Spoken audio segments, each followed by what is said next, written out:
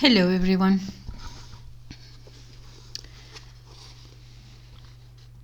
The nation which indulges towards another a habitual hatred or a habitual fondness against another is in some degree a slave. It is a slave to its animosity or to its affection, either of which is sufficient to lead it astray from its duties and its interest. This is part of the farewell speech by George Washington on the 17th of September 1796. The title of the speech was "Observe Good Faith and Justice Towards All Nations." And he's going to go through different aspects of his how he sees the United States, and how now that he is at the end of his second term, first of all he tells the American people that he is no longer going to run for office. He's not going to run for office again. Then in great oratory, it starts slow. He reminds them of how important it is to remain united. Then he tells them, in halfway through the speech, he reminds them about political parties. Of course, you need different opposing parties, different political parties, but he urges against those political parties becoming extreme in their beliefs, and he explains why. Then he tells the American people how their government, the little extract that I read, how it is a danger, it will be a danger for them to use a country as a habitual, he says, as a habitual enemy, the one that you hate. And so you can do anything about it because it is a hated country. And at the same time, equally bad, in his opinion, is to have a friend that whatever he asks for, you will give. Whatever the country needs, you will attend to. And he thinks that both extremes are dangerous because each country, he explains, looks after its own interest first. Here, in international relations, we would call it a very good example of realistic or realism politics. So Professor John Mearsheimer will be obviously happy. Ultimately, at the end of it all, in your heart of hearts, each country looks after its own interest. Okay, so I'm going to read a summary of it. It's extremely important, this. It is as if he is speaking to us today, to the American people today. It starts slow. First of all, there is a lot of oratory and so on, but halfway through it, it's much more readable or easier to listen to. So here I go. Okay. Observe good faith and justice towards all nations. As he approached the end of his second term as president in 1796, George Washington, 1732 to 1799, after 45 years of public service, was mentally and physically exhausted and tired of the personal attacks on him.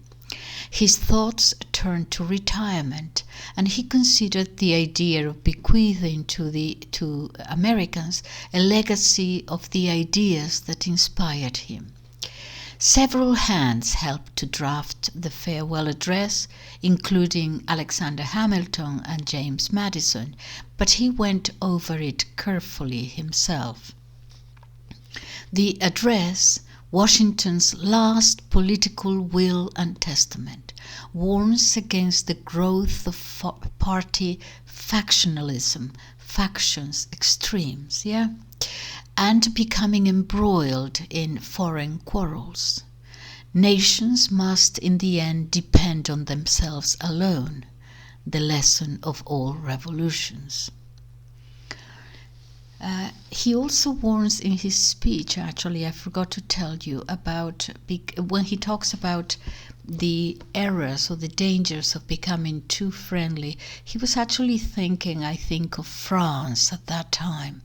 Because France, you remember, had the French Revolution 10 years after the American Revolution. Okay? But France was America's friend. Okay? Because the enemy of my enemy is my friend. And so France had a beef with England, of course. So they helped the Americans, but then they were going to ask for something in return. That is, I think, what is in his mind, what he's warning about. Here's the speech. Friends and fellow citizens, the period for a new election of a citizen to administer the executive government of the United States being not far distant, and the time actually arrived when your thoughts must be employed in designating the person who is to be clothed with that important trust.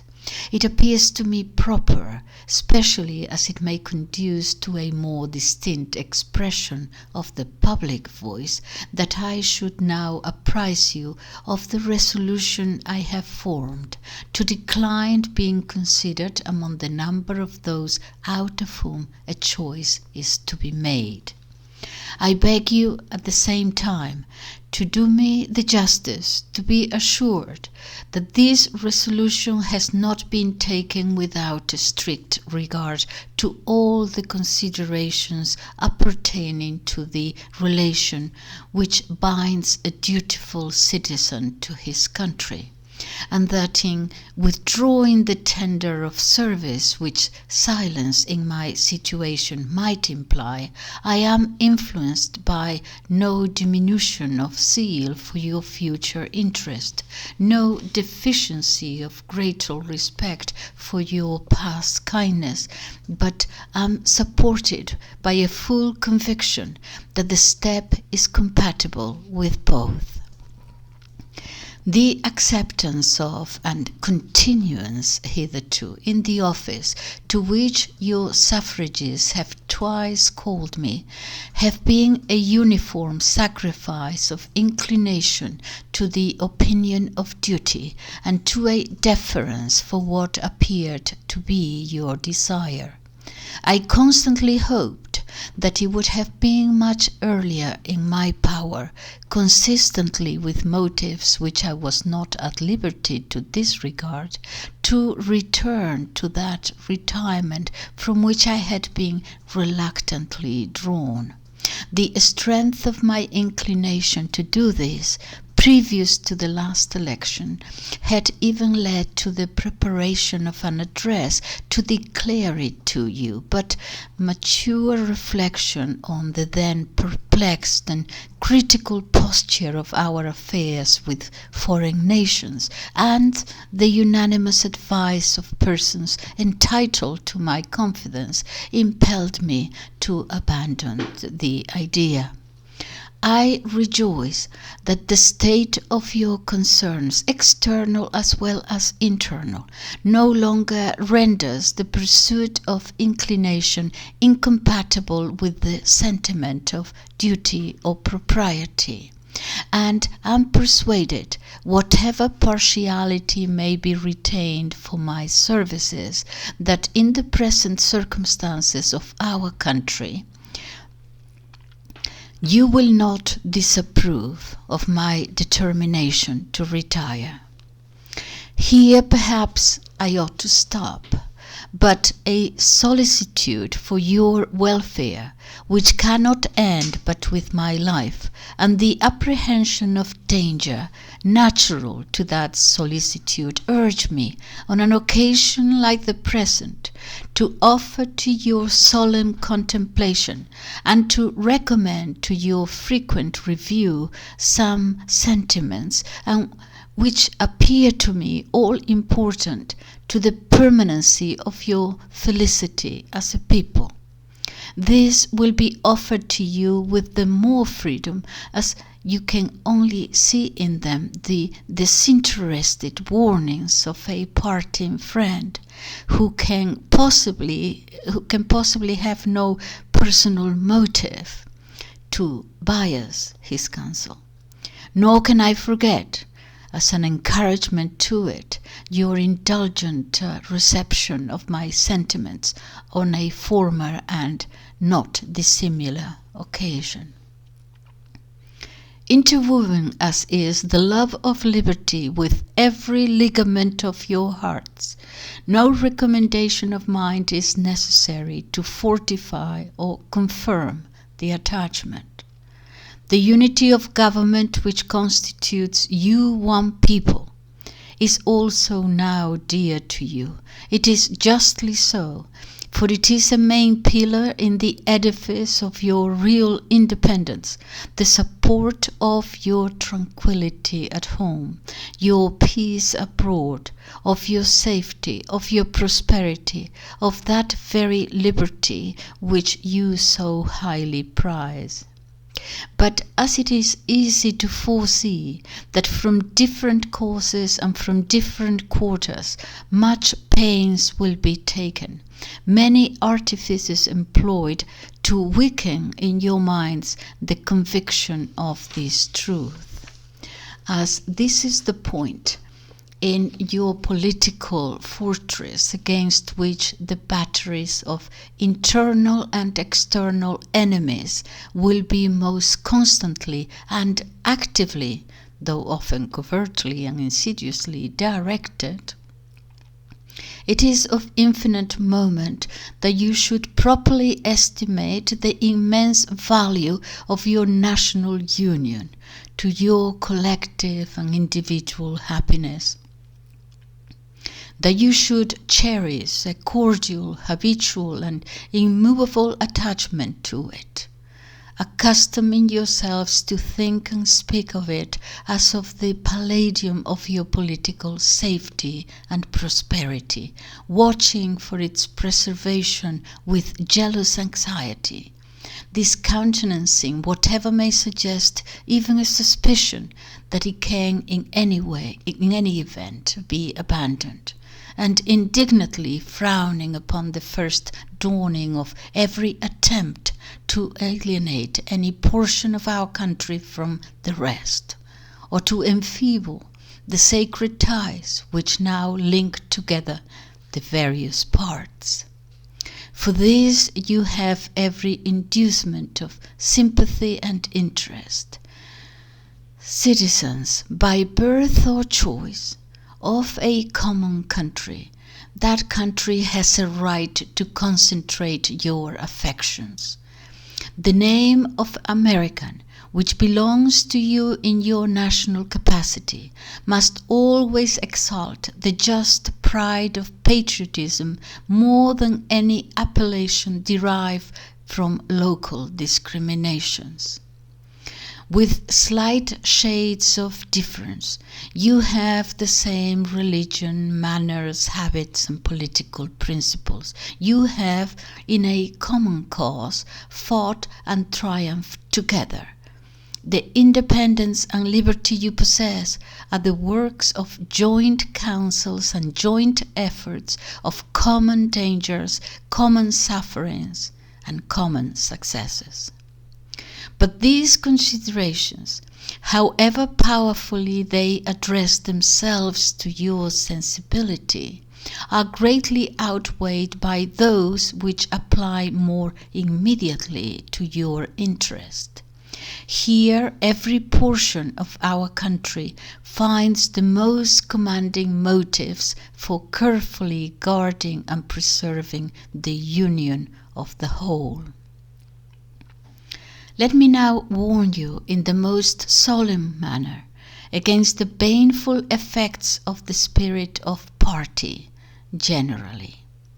This spirit, unfortunately, is inseparable from our nature. he's talking about factions, extremes, is inseparable from our nature, having its root in the strongest passions of the human mind. It exists under different shapes in all governments, more or less stifled, controlled, or repressed. But in those of the popular form, the republics, it is seen in its greatest rankness and is truly their worst enemy. The alternate domination of one faction over another, sharpened by the spirit of revenge, natural to party dissensions, which in different ages and countries has perpetrated the most horrid enormities, is itself a frightful despotism. But this leads at length to a more formal and permanent despotism. The disorders and miseries which result gradually incline the minds of men to seek security and repose in the absolute power of an individual. And sooner or later, the chief of some prevailing faction, more able or more fortunate than his competitors, turns his disposition to the purposes of his own elevation on the ruins of public liberty. There is an opinion that parties in free countries are useful checks upon the administration of government and serve to keep alive the spirit of liberty. This, within certain limits, is probably true. And in governments of a monarchical caste, patriotism may look with indulgence, if not with favour, upon the spirit of party. But in those of popular character, in governments purely elective, it is a spirit not to be encouraged. From their natural tendency, it is certain there will always be enough of that spirit for every salutary purpose. And there being constant danger of excess, the effort ought to be, by force of public opinion, to mitigate and assuage it. A fire not to be quenched, it demands a uniform vigilance to prevent its bursting into a flame, lest, instead of warming, it should consume. Observe good faith and justice towards all nations. Cultivate peace and harmony with all. Religion and morality enjoin this conduct, and can it be that good policy does not equally enjoin it? It will be worthy of a free, enlightened, and at no distant period, a great nation, to give to mankind the magnanimous and too novel example of a people always guided by an exalted justice and benevolence. Who can doubt that in the course of time and things, the fruits of such a plan would richly repay any contemporary advantage that might be lost by a steady adherence to it? Can it be that Providence has not connected the permanent felicity of a nation with its virtue?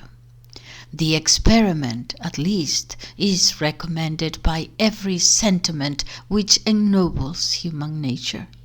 Alas, it is rendered impossible. Is it rendered impossible by its vices? In the execution of such a plan, nothing is more essential than that permanent inveterate antipathy against one particular nation and passionate attachment to another should be excluded, and that in place of them just and amicable feelings towards all should be cultivated. The nation which indulges towards another a habitual hatred, or towards another a habitual fondness, is in some degree a slave. It is a slave to its animosity, and it is a slave to its affection, either of which is sufficient to lead it astray from its duty and its interest. Antipathy in one nation against another disposes each more readily to offer insult and injury, to lay hold of slight causes of umbrage, and to be haughty and intractable when accidental or trifling occasions of dispute occur. Hence, frequent collisions, obstinate, envenomed, and bloody contests. The nation, prompted by ill will and resentment, sometimes impels to war the government, contrary to the best calculations of policy. The government sometimes participates in the national propensity and adopts through passion what reason would reject. At other times it makes the animosity of the nation subservient to projects of hostility instigated by pride, ambition, and other sinister and pernicious motives. The peace often, and sometimes perhaps the liberty of nations, has been the victim. So, likewise, a passionate attachment of one nation for another produces a variety of evils. Sympathy for the favorite nation facilitating the illusion of an imaginary common interest in cases where no real common interest exists, and infusing into one the enmities of the other, betrays the former into a participation in the quarrels and wars of the latter, without adequate inducement or justification. It leads also to concessions to the favorite nation of privileges denied to others, which is apt doubly to injure the nation making the concessions. By unnecessarily parting with what ought to have been retained, and by exciting jealousy, ill will, and a disposition to retaliate in the parties from whom equal privileges are withheld. And it gives to ambitious, corrupted, or deluded citizens who devote themselves to the favorite nation facility to betray or sacrifice the interest of their own country without odium, sometimes even with popularity, gilding with the appearance of a virtuous sense of obligation, a commendable deference for public opinion, or laudable zeal for public good, the base or foolish compliances of ambition, corruption, or infatuation. Against the insidious wiles of foreign influence, I conjure you to believe me, fellow citizens. The jealousy of a free people ought to be constantly awake, since history and experience prove that foreign influence is one of the most baneful foes of republican government. But that jealousy, to be useful, must be impartial, else it becomes the instrument of the very influence to be avoided instead of a defense against it. Excessive partiality for one foreign nation and excessive dislike of another cause those whom they actuate to see danger only on one side, and serve to veil and even second the arts of influence on the other. Real patriots, who may resist the intrigues of the favorite, are liable to become suspected and odious, while its tools and dupes usurp the applause and confidence of the people to surrender their interests. The great rule of conduct for us in regard to foreign nations is, in extending our commercial relations, to have with them as little political connection as possible. So far as we have already formed engagements, let them be fulfilled with perfect good faith. Here let us stop. Europe has a set of primary interests, which to us have none, or a very remote relation. Hence, she must be engaged in frequent controversies, the causes of which are essentially foreign to our concerns.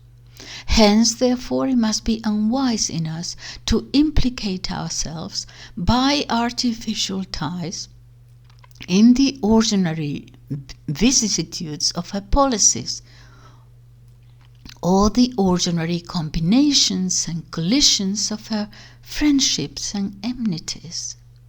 Our detached and distant situation invites and enables us to pursue a different course, if we remain one people under an efficient government. The period is not far off when we may defy material injury from external annoyance, when we may take such an attitude as will cause the neutrality, or we may at any time resolve upon, to be scrupulously respected. When belligerent nations, under the impossibility of making acquisitions upon us, will not lightly hazard the giving us provocation, when we may choose peace or war as our interest, guided by justice, shall counsel. Why forego the advantages of so peculiar a situation? Why quit our own to stand upon foreign ground? Why, by interweaving our destiny with that of any part of Europe, entangle our peace and prosperity in the toils of European ambition, rivalship, interest, humour, or caprice?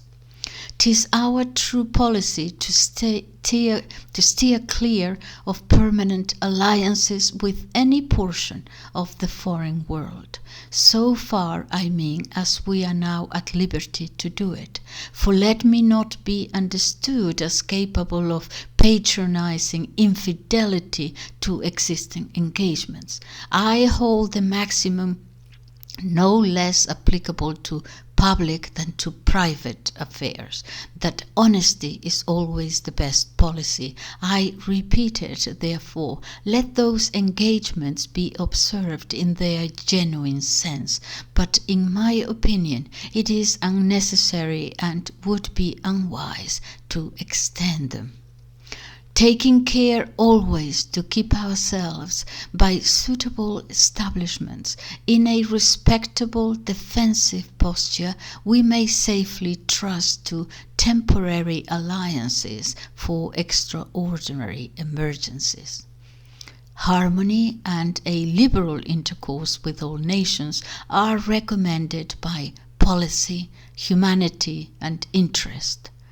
But even our commercial policy should hold an equal and impartial hand, neither seeking nor not granting exclusive favors or preferences, consulting the natural course of things, diffusing and diversifying by gentle means the streams of commerce, but forcing nothing, establishing with powers so disposed, in order to give trade a stable course, to define the rights of our merchants, and to enable the government to support them, conventional rules of intercourse, the best that present circumstances and mutual opinion will permit, but temporary, and liable to be from time to time abandoned or varied as experience and circumstances shall dictate,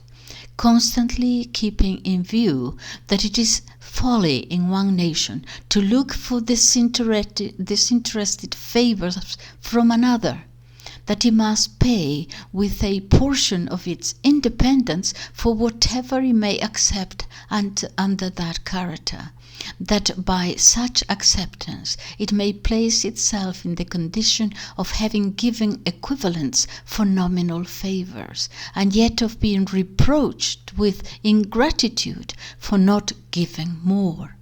There can be no greater error than to expect to calculate upon real favours from nation to nation. It is an illusion which experience must cure with a just pride ought to discard. Though in reviewing the incidents of my administration, I am unconscious of intentional error, I am nevertheless too sensible of my defects not to think it probable that I may have committed many errors. Whatever they may be, I fervently beseech the Almighty to avert or mitigate the evils to which they may tend. I shall also carry with me the hope that my country will never cease to view them with indulgence, and that after 45 years of my life dedicated to its service, with an upright zeal, the faults of incompetent abilities will be consigned to oblivion, as myself must soon be to the mansions of rest. Relying on its kindness is in this, as in other things, and actuated by that fervent love towards it, which is so natural to a man who views in it the native soil of himself and his progenitors for several generations. I anticipate with pleasing expectations that retreat in which I promise myself to realize without alloy the sweet enjoyment of partaking in the midst of my fellow citizens the benign influence of good laws under a free government, the ever favorite object of my heart, and the happy reward, as I trust, of our mutual cares, labors, and dangers. That was President Washington's farewell address, a summary of its farewell address. Thank you for listening. Bye-bye.